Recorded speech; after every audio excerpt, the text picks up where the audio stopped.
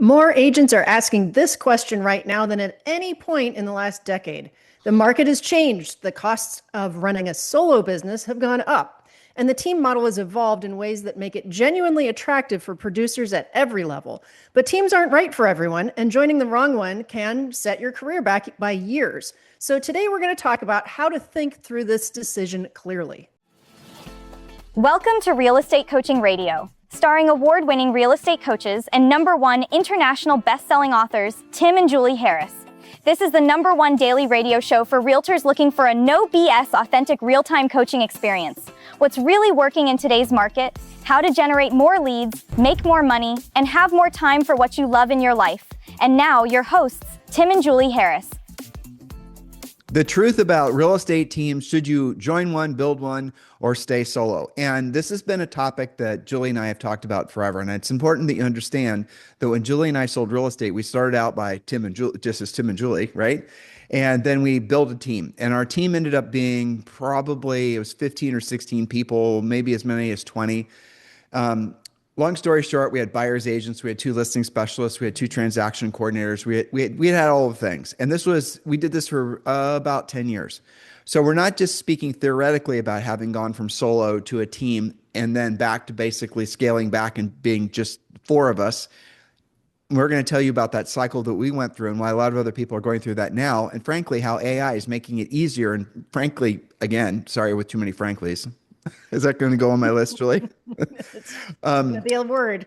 How it is perhaps the smart move right now is to downscale, downsize, right size in preparation for an explosive return of the market fueled by, the AI boom, which is going to create so much levity in the economy. It's going to be like nothing we've ever seen before.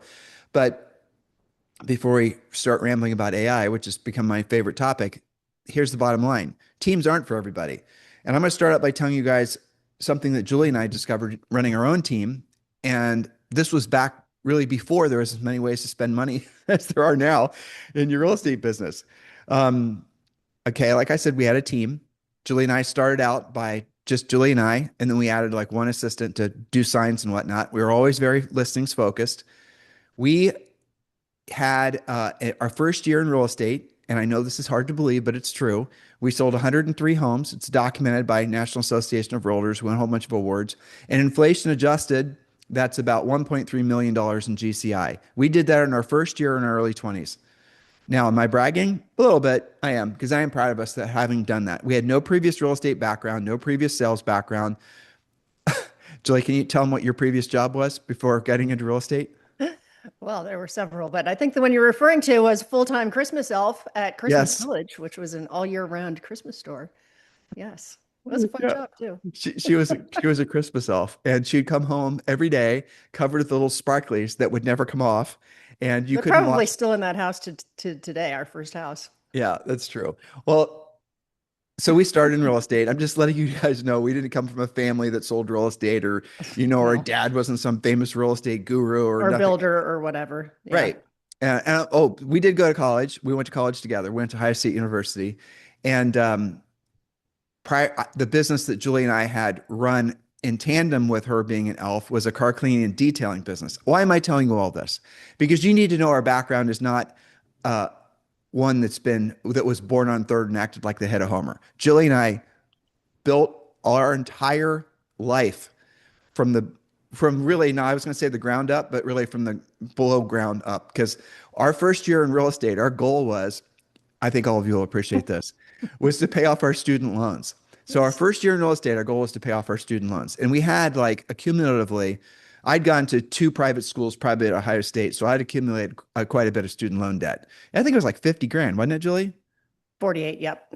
Okay, well, this was a while ago, so I don't even know what inflation adjusted would that be. It was a lot. It'd be 200 or 300 grand by now, probably. Something like that, right? Mhm. So we had for English, Julie was a music major and I was in English. It's like, wow, that's really dumb in retrospect. But Right. we digress. So we had this goal of paying off our student loans our first year in the real estate business. That was it. That was our only goal.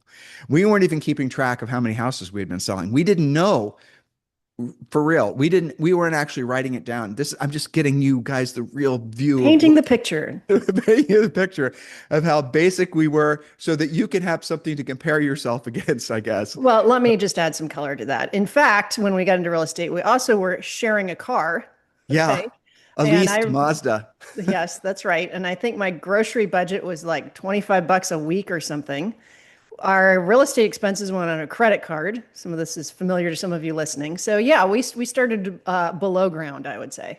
Below ground. So our first year in the business, we were just out there slinging houses. That's, FISBOs, open houses, expireds, all the things we tell you guys. And we didn't have a coach. We had sort of a mentor, but not really.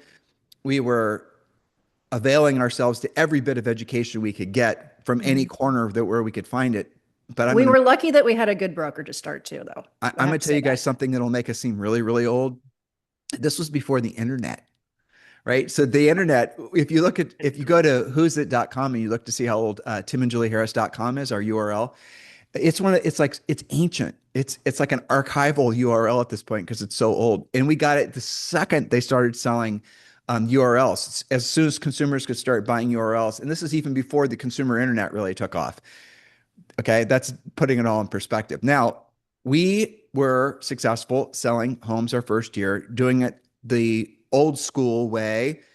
And we didn't have a lot of alternatives like you guys do now. And by alternatives, I mean there was no buying leads. There was no spending money on just all these sort of fruitless activities that revolve around digital. So, and this is before social media. So in a lot of ways, Transaction coordinators hadn't even been invented yet. Not not like they really. are now. Not that Yeah. they are. I mean, there was no Upwork and there was no like Mhm. none of it existed. All these things you guys take for granted now, none of it existed. So we had to learn how to do it ourselves. We were successful. We really weren't keeping track of what we were doing or how we were doing it. So I remember very clearly, Julie and I were sitting outside of a movie theater, and this was in Dublin, Ohio, waiting for a movie to start. And we were adding up how many houses we thought we'd sold. And this was towards the end of the summer. And we called up Rory, who is our broker, great broker for us. And we asked him, Rory, how many houses does the average agent sell per year? Like we had no idea. I'm just telling you guys, I'm not making any of this up. We had no idea. He said, how many of you sold? You think I talk fast? Rory talks fast.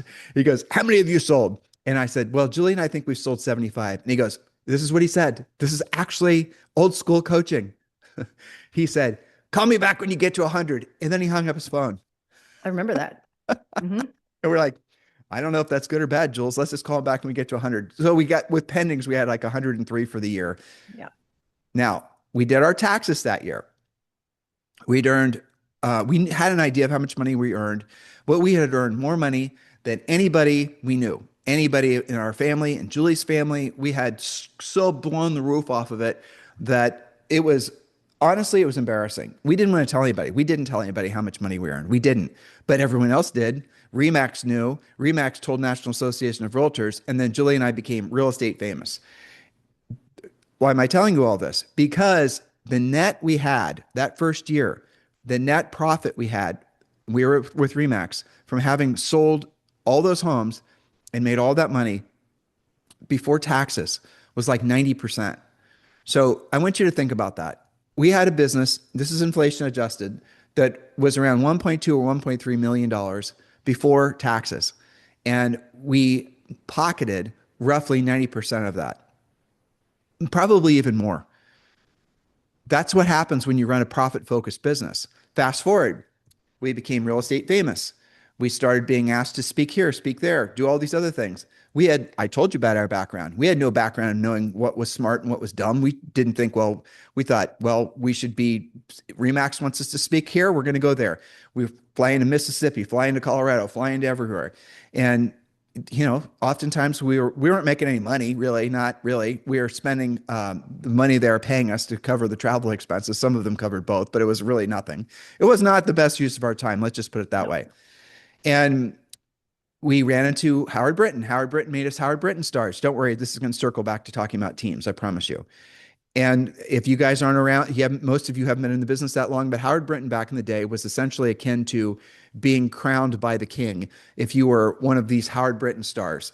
Again, it was a huge honor. And Howard was associated with Remax. Howard asked Julie and I to be A Howard Brinton star. We are the youngest to, first of all, no one in the history of NAR had sold 100 houses their first year in the business.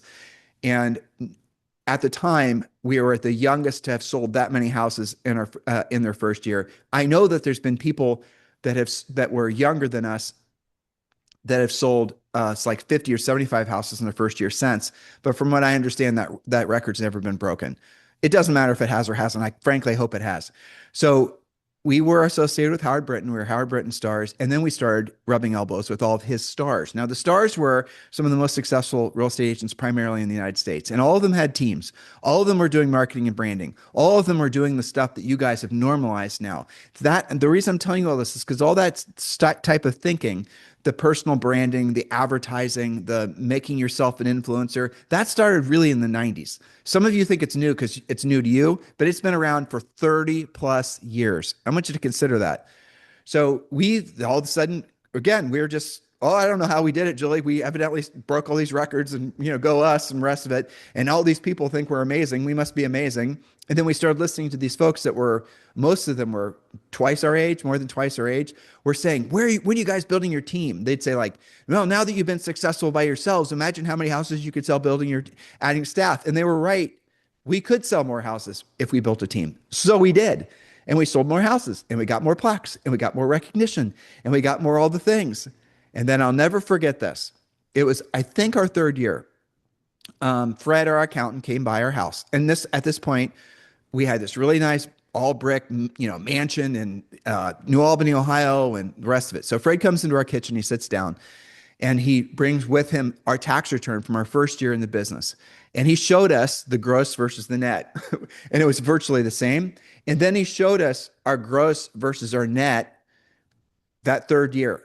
After we'd done the marketing, advertising, adding the team, starting to share commissions with buyer agents, doing the rest of it, and our net was less. So we had tripled the number of houses we sell, increased our average sale price, all the things that a team's supposed to do. It did. We got more recognition. We had all these REMAX awards. Again, more of the things that people are told they should be going after, recognition. But our net had dropped. Our net profit had been eviscerated.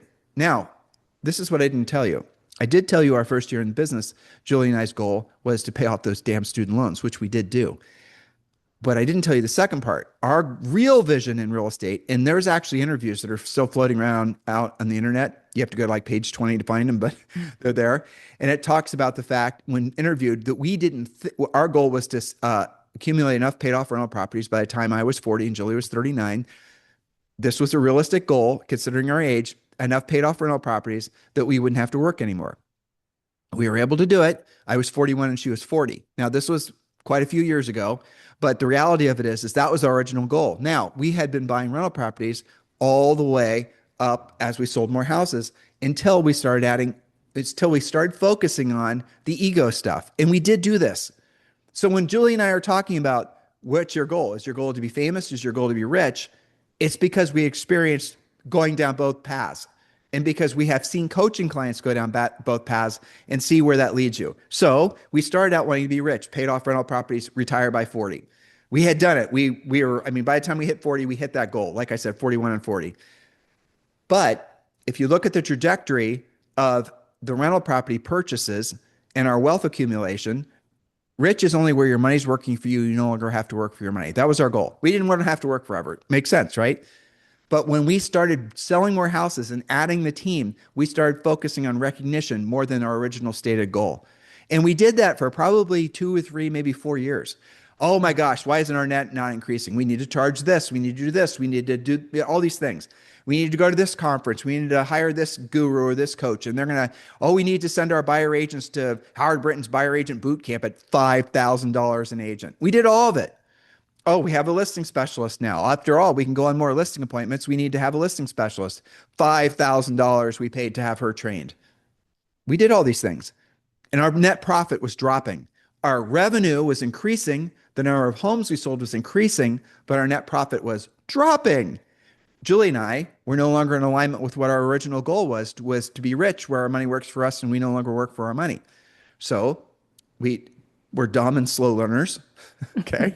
it took us a little bit longer than I would have liked to have admitted to admit the fact that we were on the wrong path. And we just one day came to the conclusion this business model is garbage. Having the big buyer agent team, and this was before we were buying leads for the buyers agents, but not like you guys buy them now. We were buying them through, at that point, pay-per-click advertising and things like that. Now it's much more efficient to buy leads, but we could actually make a profit off of our buyer agent sides. Nowadays, with 40% referral fees and all the rest of it, you can't make any profit from buyer agent sides. It's merely impossible. So we stopped doing that business model and we went back to doing things the way we did it originally. And then guess what happened? Our net profit went through the roof again.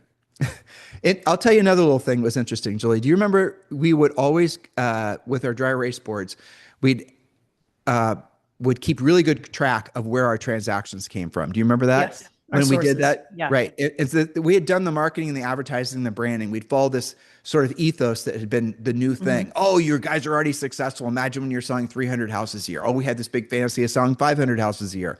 We just need to add this many buyer agents and do this much and this much and this much. We had all these funnels, all this intricate, beautiful stuff that we thought was incredible, right?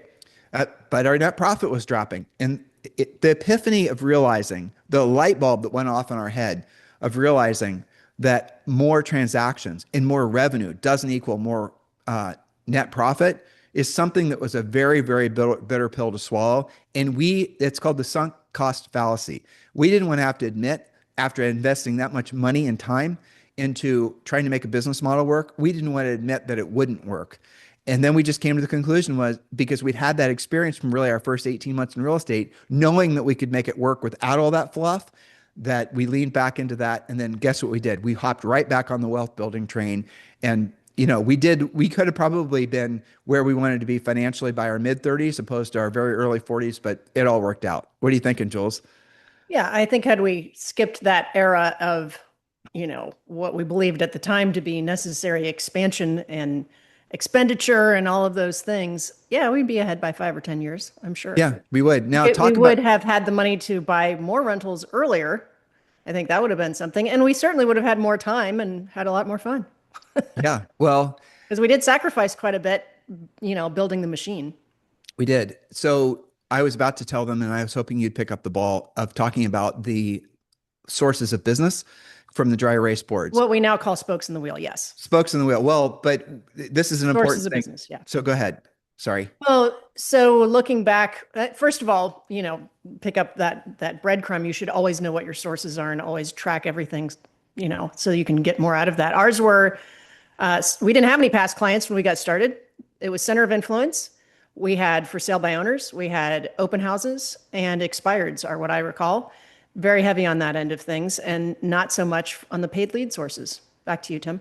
Oh, no, you were about to say it. Basically, it almost all came from centers of influence and past clients. After we've been in the business for about 5 years, 4 or 5 years, and this is what most of you will experience as well.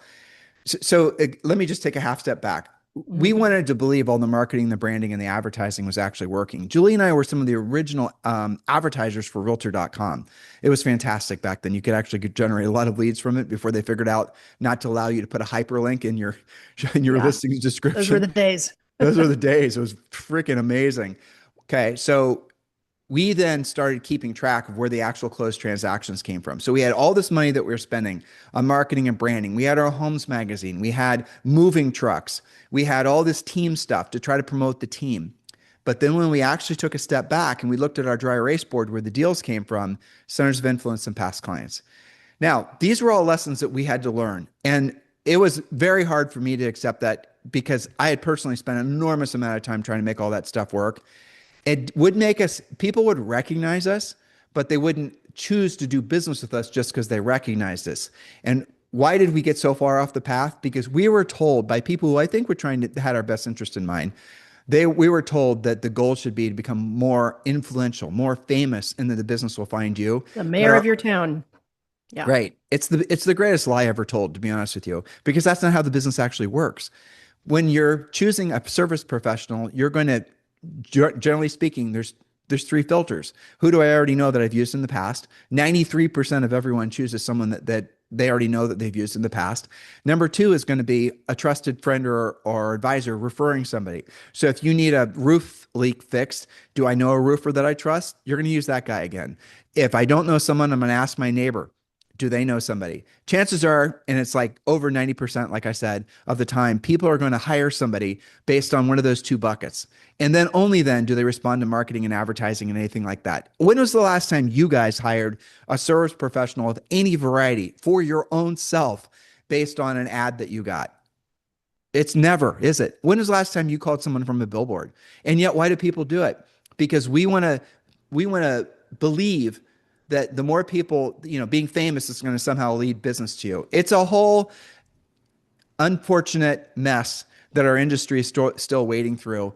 And as far as I know, nobody else has had the experience, let alone the gumption to tell you guys the truth about it. So when we started coaching full time, when we started having people, because we were real estate famous, ask us to coach them, we didn't even know what coaching was. And well, it's an opportunity. So let's say yes and see what happens. And it really took off. And then we transitioned to being full-time coaches. But the people that we were attracting were people that had figured out or were figuring out primarily what I just told you. They too had started out as being very profitable, solos or maybe working with a couple of people, and then working up to building a team and realizing that the team, it's easier to scale up a team than it is to scale down. It's easier to hire people than it is to fire people. But then they were discovering all the problems that go on with being a team. Remember, we told you guys we were going to tell you the truth behind both scenarios, and that's what I'm trying to do. And I'm not going to try to talk you into one or out of the other. Some of you are going to have a motivation some of you are going to have motivation and a definition of what success is that's different than Julie and I's. So Julie, someone that's motivated to form a team, someone that's motivated to be real estate famous, that's not what our motivation was. We're not judgy of that motivation, but when you come across someone like that that's a coaching client, how do you coach them differently? Well, first, I would ask what they're trying to accomplish, because there are different games to be played, right? And if you just want to be number one in your board and do the most volume or the most units or both, and that's your North Star, and that's all you care about, that is a different conversation than somebody that says, I need to have more profitability. Agents will always say the same thing. I want to earn more, right? But you've got to define that. And I wrote down different versions. One thing that we do is we have a discussion about what are the different types of teams. When you say you want to build a team, what do you even mean by that? When we were building a team, you didn't have as many concepts as you do now. So we start from the beginning, just solo agent. And I show them that we build that, from solo agent up. So you've got solo agent, then the first team member, which does make a lot of sense, is of course a transaction coordinator. I think we can agree on that, right? Sometimes provided by your brokerage, sometimes independent. Then you have yourself, your transaction coordinator, and then you've got the buyer agent decision to make. A lot of people think that they're supposed to build a team full of team buyer agents, and that's where the trouble begins, in my opinion. For sure. What would you add to that? No, you hit the nail on the head. That's Okay. where the trouble starts, because then it's, I'll flip it back to you. Don't worry. Then, because you won't say it like this, I'm trying to be funny, but then you got a nest full of pissed off baby birds that all they want to do is have you drop more worms in their beaks. They're not going to go out there and lead generate. No, and they want only the tasty worms too. They don't want what they say are yucky worms. Exactly. They want the worms, the best tasting, easiest to swallow, and Right. Then they're going to also demand a outsized portion of the commission, to the point where you're making no profit. You're providing support, you're providing some level of training, you're providing probably the lead, all the, whatever the broker's charging. Maybe E&O insurance, all of the things. Well, that's if you're a broker, but you get the point. Yeah. If you've ever run a profit and loss just on a buyer agent transaction in the United States, where the average commission is about $10,000, most of the, Tims and Julies that had the real estate teams that are running buyers agents, they're not making any money on the buyer agent side. They're losing money. We've done profit and losses for some new coaching clients or people joining our EXP Realty group, and they're saying, I just can't make this work. And I think the pressure relief valve that Julie and I give all of you is telling you the truth. You can't make it work because it doesn't work. That's it. You can't make it work. It doesn't work. So Julie and I devised a simple way for you to delegate buyer agent leads for far more profit. So that's what you were about to talk about. Yes, I want to take a half step in between, because we started out with just the agent, then we had the agent plus the transaction coordinator, and then we got into the buyer agent conversation. Now, I coach and you coach some family teams where perhaps the husband does the listings and the wife does the buyers. That's different. That's not what we're talking about here. We're talking about outside people where you're deciding how you're going to handle those buyer leads that you personally are not going to work. So rather than having 3, 4, 5, however many buyer agents that all want leads all the time, you instead, as necessary, because you're not full of buyer leads all the time, it's not always the same number. When you need to, you refer them to referral partners. And that is always going to be less than, say, paying for the lead in the first place, than splitting it 50-50, which is the typical model with your team buyers agents, thus netting you about 10% of the deal if you're lucky. So you add referral agents, and many of the coaching clients that I have different referral agents for different types of buyer business. Some of them are luxury. Some of them are really good at first-time buyers. Some of them refer anything that's out of their geographic comfort zone. If it's, one of my clients has somebody that has a great listing, but it's like an hour and a half drive one way. You're not going to service that professionally. So refer it to an agent friend. When we were in Ohio, Tim, we had this great network between Hildebrands in Cincinnati, and we had the Crockett's in Cleveland. They're all still in business. And we had, who was, I can't remember his name now, kind of between us and Cleveland. Did I tell you? And we would refer people back and forth. Yeah. Did I tell you Kevin Hildebrand joined EXP and he didn't join under us? I know. I am aware of that too. That's all right. We still love him and forgive him. Yeah. Mostly. But the point is that you can have different types of referral agents, and typically you're going to be getting a 25 to even as high as 50% referral fee if it's something it's somebody. Stop there. Yes. Let's stop there. So that's the most important part. And this is what we'll suggest. Now and if you're an EXP agent, I want you to think about what I'm saying. So if you are an accomplished listing agent, which is always where you should be focusing yourself on having your magic number of listings, being at 5, being at 10, and you're going to have to beat the buyers off with a stick. There's buyer leads, no matter what the market is, always going to be buyer leads. You have to learn how to get the buyer leads yourself and not lose them to the portals. And that's not that difficult to do either. So let's just assume that once you realize that there's buyer leads aplenty, you're going to be doing, you're going to be focusing on listings. Now, not all the buyers that you're going to generate from the listings are you going to want to work with. Probably very few of them. Once you become a very successful listing agent, you don't have to work with that many buyers. Even our most successful agents, some of the most successful agents in the country, we as coaches always insist they have 2 or 3 buyers that they're personally working with, because you got to keep your finger on the pulse of the market. The sellers don't give you, are not the leading edge of what's happening in the market. The buyers are. This is especially true when you're dealing with more expensive or certainly luxury priced homes. Trends change constantly. Kitchens, cabinetry, all these things. And it starts with the upper end. And if you've got a bunch of listings that have cherry cabinets or just something that's no longer the vogue thing, and all these multimillionaires are passing it because the house is no longer what everyone's expecting, but you don't know that because you don't want to work with buyers, then you're going to be in a situation where you're giving bad information to your sellers. You're only going to be able to lean into days on the market. So you always want to be working with 2 or 3 really, really AAA gotta buy buyers, probably sellers that want to buy, those types of things. But for all the others, you should pre-qualify all of them. We don't think you should ever delegate your pre-qualifying. No one's ever going to do the same level of job you are. Maybe AI eventually, but for now, you're going to have to do your own pre-qualifying. And then no house to sell? Well, then they're probably going to go to a referral partner. And you can call them whatever you want, but that's what they essentially are. In your marketplace, you're going to have a handful of agents who never want to work with sellers. And I'll venture a guess that in your marketplace, a vast majority of the agents don't want to work with sellers. They're buyers agents because they don't have the skills to work with sellers. It's easier business. It's certainly less skills based. These are just more social and less skill. Yeah. I mean, it is. And buyers, generally speaking, are going to be, especially motivated ones, are going to be quicker paychecks than working with sellers. And in a market like this, that's definitely true. Here nor there. You have 10 listings. It's all going to balance out and you're going to end up making more net profit. I digress. So you're going to refer these buyer leads out to these buyer agents that only want to ever be buyer agents. And then you're going to charge them. Look, we already know that they're going to be willing to pay 40%. Personally, I don't think you should charge them 40%, but you can charge probably 40% if you wanted to.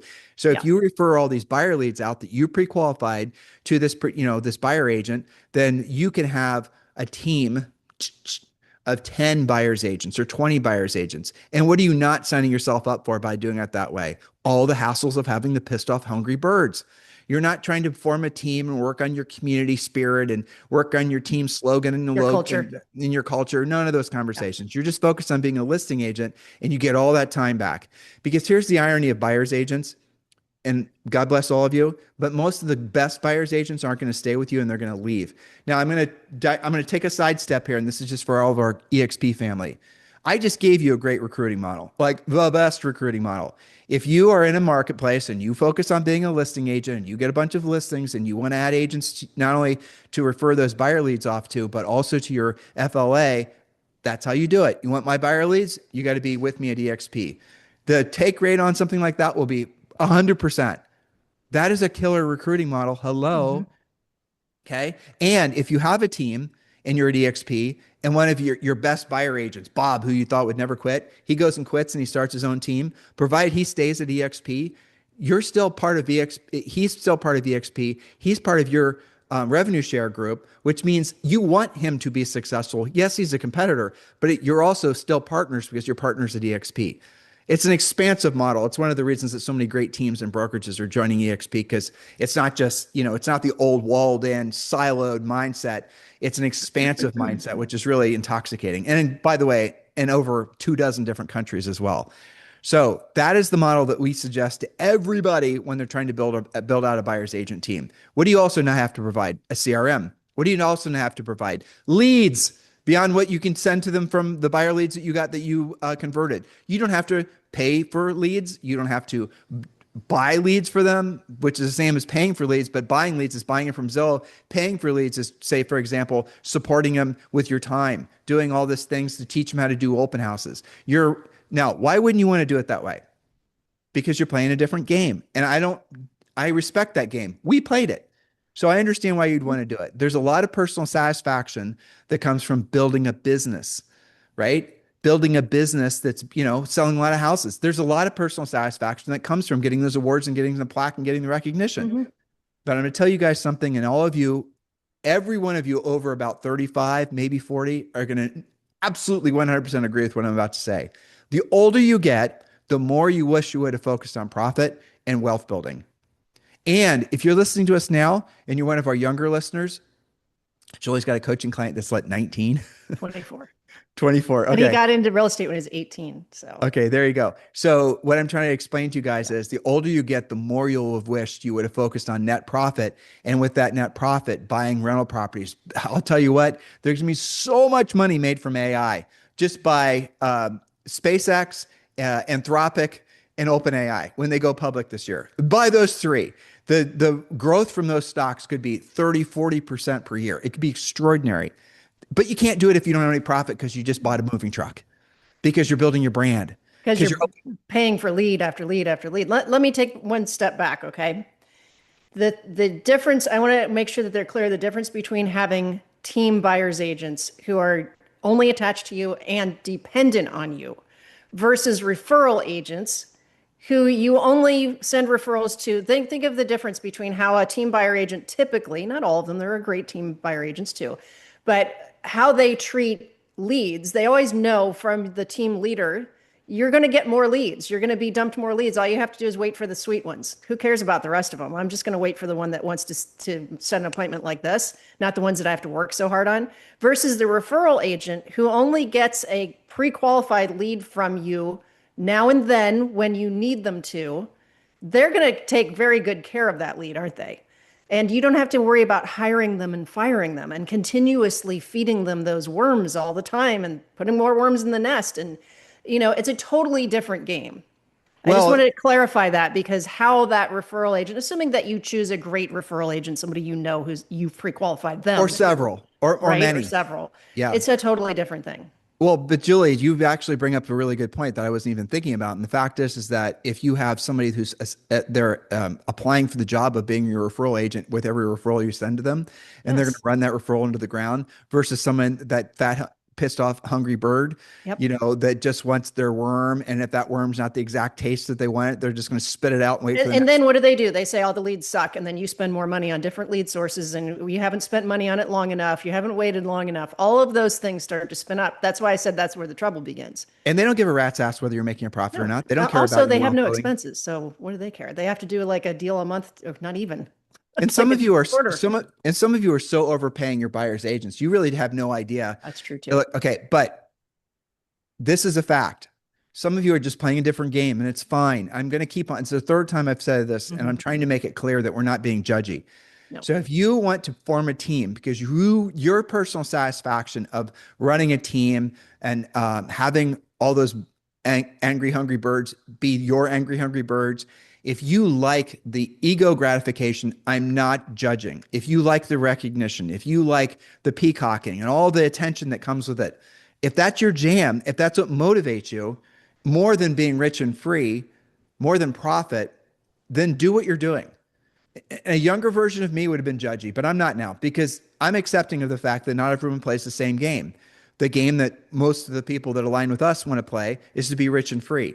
The game that you might be attracted to is to be famous, and that's fine. But if you only could choose one, to be famous or to be rich and free, you can't choose both. And unfortunately in life, that's usually how it works. You have to choose one. More or less anonymous. Your centers of influence and past clients know you.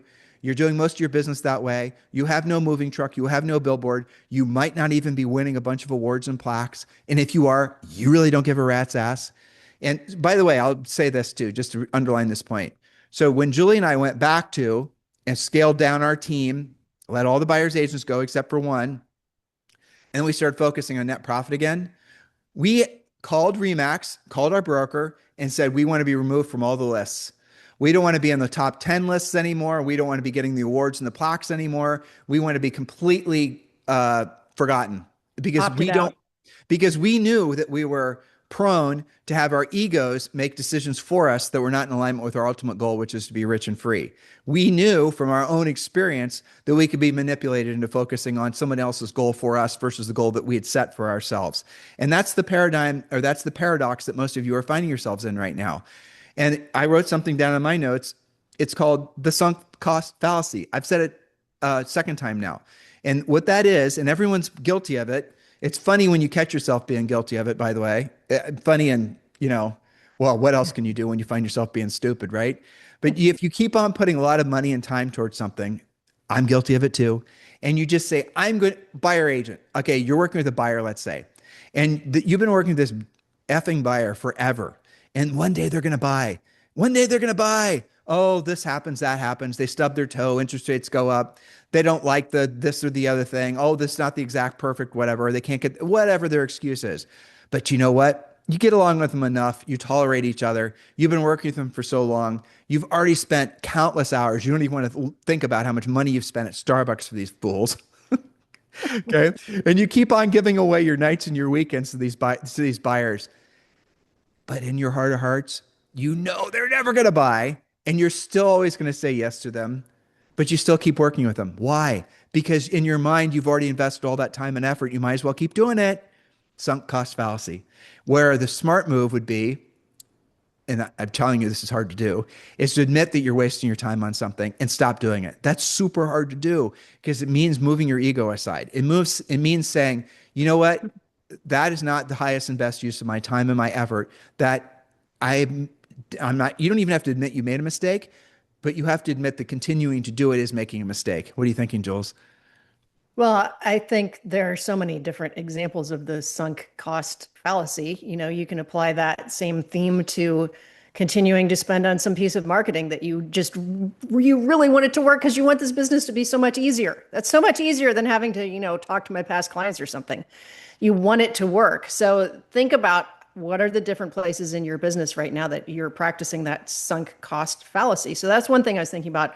The second thing is when your goal is to earn more money in the first place, keep more money as well. There are so many other ways to attack it than to say, I've got to just go build a team, right? So you can change your brokerage model. That's going to put money in your pocket. If you're not already with the XP, you've got to consider that. You absolutely should do what you said, become more of a listing agent than a buyer's agent because you're going to create your own buyer leads and then you can refer them or you can keep them and work the ones if you want to. You can do that. You can raise your average sale price as you do this. But I was thinking that a lot of this discussion goes back to becoming a listing agent so that you can drive business to yourself and have a better net in the first place. It's not just about doing more transactions and having an expansion team. Now, why are we the only ones that are telling you all of this? Why? You guys have to answer that question yourselves. You have to be introspective, which is, again, a little painful. So if you've been building this team and you've got this team, but you actually are willing to do the profit and loss, and you actually are willing to see that your net profit hasn't increased. By the way, you're not building the team to sell because nobody buys real estate teams. Your centers of influence and past client list does have value, but only for like 2 or 3 years after you decide to sell it. So really, at the end of the day, your real estate business should be an ATM machine at the end of the day. That's what it's supposed to be. And if it's not, because you've been listening to all these folks that are telling you to build a team, work on your branding, become a Zillow Flex agent, blah, blah, blah, blah. If you've been doing that and you're now at the point in your life where you're saying, I may have made a mistake. The hard part is, again, as we discussed, is admitting it, or maybe you don't have to admit it 100%, but just saying, I'm willing to actually look at this objectively. I'll tell you what, go to Claude and share your numbers with Claude and then see what it has to tell you. It's going to tell you the same thing, by the way. So the smart business move to make, if your goal is to be rich and free, where your money works for you, you no longer work for your money, is you need to change your thinking. You need to deprioritize the being famous thing. You need to realize that being famous is not the same as being rich. Just because people recognize you at the grocery store doesn't mean they're going to call you to list their house. That's not the way it works statistically, guys. And in this age of AI, that's even going to be more true. Now, I'm going to end with just talking a little bit about AI. AI will make it so that you can have a team with fewer humans. AI is now making it so that you can do like a normal team. You had to have a buyer's agent, a marketing specialist. You had somebody to launch the listing. You had to have somebody who just did all the things, lots and lots of moving parts. And if you were selling houses, a lot of houses, you had to have a lot of staff members. That's just the way it worked. And so when someone would come to us with a big team and they were trying to get things right or build their systems, it was usually about working on their systems. It was usually about refining this. Is this the right person for the job? Personality profile them, the whole thing. But nowadays with AI, a team of probably, I would say, 5 or 6 administrative people can easily be brought down to 1, and then the rest of it can be done with AI. And I just told you guys how to remove yourselves from the the whole buyer agent thing. The whole buyer agent thing is what's making most of you broke. It did used to work, by the way. When Julie and I were selling real estate, we could get our buyers agents and they would do them open houses, do their own lead generation. We would make on the buyer agent transactions when Julie and I had our team, we were making usually about 30%. It was worth doing. But nowadays, I'm telling you, if you actually do an honest to God profit and loss on what your buyer agent sides are, you separate your buyer agent from your seller sides, and then you actually look at the hard costs of running the buyer sides. So if you didn't have your buyer business, if you didn't have your buyer agent team, how many fewer homes would you have to sell per year? How much, the whole thing. And you're going to discover, and I've only discovered in the last probably 10 years, this not being true one time, is that your listing side of your business is subsidizing your buyer side. So if you do separate it, you do profit and losses on each side. I'll help you guys do this if you want to do it. But you have to come to it with a non-argumentative, open-minded, introspective mindset. Otherwise, it's going to be because what people will do when they're not ready for this is they're going to argue, oh, that's a blended expense. So this is that and the other thing. No, I want you to listen to what I'm saying. Your listing side of your business is your profit center. It should always be your profit center. You have to be running massive margins on your listing side of your business. But most of you are using the profit that should be from your listing side of your business to subsidize the buyer side of the business. You're using profit coming from the listing side, and you're using it to buy leads and branding and all this marketing crap to subsidize and support the buyer agent side. That's what has become normal in the business. It used to be that a team could run, 30, 40% profit, maybe 50%, a well-run team. Enter in this new paradigm, buyer agents wanting more money, more ways to spend money, marketing and branding, all the things. And now most teams are running less than a 10% net profit. And some of the ones we've talked to, not ones we've coached, but ones that wanted to be coached by us and come into us and join with us at EXP, they're running less than a 5% profit. And I want you to think about what I just said. Oh, but they're running their personal expenses through in their business. Some of them are. They're running their Escalade through. They're running a rental property that they bought to, run their business out of. Those are all true. That's what some of them are doing for sure. But their actual net profit, or more importantly, the amount of money that they're able to save every year, is non-existent. It's because it's going to run the business and it's become normalized to run margins. Nobody talks about this stuff. Why? Why is it there's no room talking about what we just talked about? You tell me. It's because the entire industry, especially all the people that sell stuff to you guys, don't want anyone to hear what we just told you because they would be out of business. If you knew the truth about marketing and branding and team building and CRMs and all the rest of it, and if you knew there was another way to do it that was resulted in a lot more profit, you wouldn't do business with those guys anymore. Well, the bell is already rung for them anyway because AI is going to make most of them their elaborate software as a service type businesses. Most of those guys are going to be cooked anyway, so it won't really matter. Open your mind to what I'm saying. Julie and I think what all of you will agree, which makes us unique, is our highest and truest purpose is being of service to all of you, fellow practitioners. That's where our heart and our soul is. And that's what it'll always be. So if you want to know what Julie and I are motivated by, we're motivated by saying and doing things that are going to be useful to you immediately so you can improve your lot in life, and not just yours, but your families, and maybe even go on to create generational wealth. And we see somebody show up in the real estate worlds and they're carpetbaggers. You guys know what that is. Google it if you don't. It's a great analogy. And they're just here to sell you guys this or that and the other thing. And we know it's not going to reduce, and you're not sophisticated enough, I don't say that condescendingly, but it's true, to actually ask what the output of this marketing and branding effort is. How much profit will I make from this? How long will it take for this thing to work? Those types of questions. If you're not willing to answer, if you ask questions like that, they're not going to give you an answer because they know what they're selling is snake oil 99% of the time. What are you thinking, Jules? Well, they don't care whether you're successful or not because there's going to be more of you when you get out of the business. There's more people coming in all the time. That is the business models. A lot of them will actually tell you that, is that there's always new agents to sell something to, and there's more people selling stuff to agents than there are agents. So practically, you got to really keep it in perspective. I always, I'll have coaching clients say, "Hey, I heard about this from this agent or this seminar I went to or whatever." If you ask for examples of success from those, it's various different things. Like maybe Every Door Direct would be an example of that we have this great analytics to predict exactly which person out of 200 people in the neighborhood are going to sell next. Well, that sounds great. I don't want to have to talk to all 200 people to find that one. But then when you ask for examples and testimonials and you ask, can I talk to an agent that's had a listing in the past 30 days as a result of that, whatever you're selling, whether it's that or something else, a lot of times they don't even get a call back, because that's asking some accountability out of that. Give your disclaimer here, Derek. She's not saying anything negative about that particular company. I'm just saying. Just stick with what you just said, since you basically just turned over a rock and it's really worthwhile turning over.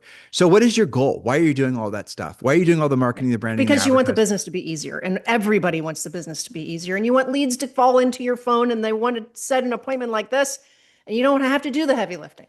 Well, ultimately, that's what she said. And also the fact is that you want to be recognized. You want to be famous. Your ego gets a lot of satisfaction, gratification out of being that. It's just a human need that most people outgrow. True story, right? Not everyone, but most people do. So what is your goal? Why are you doing all the marketing and advertising? I'm asking you a question. I want all of you to answer the question because you want to close a transaction, right? Or more specifically, you want to close a lot of transactions. Mm-hmm. So if your goal is to make money from doing transactions, and to what Julie said, you want it to be easier, that's where you're going to fall. That's where you're going to fail. There's no such thing as more transactions and easier unless you want to give all of your profit away. So if you want to do more transactions and easier and run no profit, well, most of you already figured out how to do that. Okay. Right. If you want to have a skills-based business where you run massive margins, that takes doing the real work of real estate. That's when you're ready for what Julie and I have to say. That's when you're ready to partner with Julie and I at eXp Realty, or frankly, just join Premier Coaching with the link below. So if you like today's show, please do consider giving us a 5-star review, 5 stars in a review over on iTunes. We sincerely appreciate your continued support. Guys, I know sometimes our message is a little too direct for some of you, but we don't know, we had no other way to do it. And we know that we are constantly distracted by a million different things. I mean, my God, finally, they've admitted that aliens are actually visiting the planet or been here all along. Exactly. Now that that's out of the bag. How is that not more interesting than calling it for sale by owner? Come on. Exactly. Well, I would contend that the avoidance of what you perceive to be the hard work is actually more work than doing the work. Definitely. Okay? Yeah. But it's because you don't know. And I tease especially my newer coaching clients all the time, that all you need to do is have one success from choose your category of the things that work that are sometimes called old school, like talking to your past clients or calling it expired or for sale by owner or doing an open house the right way. You just have to have one where you come to your coaching and call and you're like, oh my God, I can't believe that was that easy. And they were so nice and they gave me an appointment and I've set it up and I think I'm actually going to sell or list a house this week. And then you realize that all that time and money and effort and waiting that you spent trying to hit that easy button. And we tried it too. That's why Tim spent some time at the top of the podcast explaining that we speak from experience. But that's actually a heavier lift than spending 1 hour this afternoon talking to 10 people who are sitting right there in your database. Make it super practical, sweetie. So you got like, how many of you have spent how much time trying to learn how to create really good video content for YouTube, for Reels? How many of you have taken classes, signed up for seminars, get your scripting right, get your SEO right, get a blah, blah, blah, blah. I promise you, not only is that going to be completely here comes Julie, rug pulled by AI. She hates it when I say rug pulled. Not only is that true, but you could have learned how to, call an expired and get a listing and actually made money for probably a tenth of the effort and frustration of trying to learn how to be a YouTube influencer. True story. Yeah. Wake up. And less waiting too. Less waiting around for it to work. What we've been saying forever, which some people have tried to pigeonhole, Tim and Julie are old school. Hell yeah, we're old school because that shit works always, 100% of the time. And now because of AI, it is always going to. And it'll even do it more so because all the other playing fields have been leveled because of AI. If you don't believe me, wait 6 months or even 90 days. And you're going to see everybody is going to have top level AI created videos, AI everything. And so if your differentiator was your marketing and your branding, you're going to soon discover that everyone's going to have a very similar differentiator as you. Everyone's going to be running for the mayor of your town. Do the real work of real estate. It takes skills. It takes moving past a lot of ego issues. But when you get there, you're this much closer to freedom. And when you see it compound, 10 listings. Oh, that was easy. Now it's 20 listings. Oh, that was easy. I have 10 in contract. Oh, that was easy. Now that's $100,000 pending at all times. I only need $25,000 to cover all my personal and business overhead. I'm able to save $50,000 a month, $600,000 a year. We have coaching clients. So that's the life they're leading. It's a different mindset. It's a different game. Choose the game you're playing. And when you choose it, win at it. All right. You guys have a fantastic day. We'll talk to you on the show tomorrow. Hello, thank you for having watched this video. Please remember to subscribe to our YouTube channel. That's right, and don't forget to hit that like button, leave your comments and questions below, and we will get right back with you. Thank you for watching this video, and remember to watch the next one. You're gonna love that one.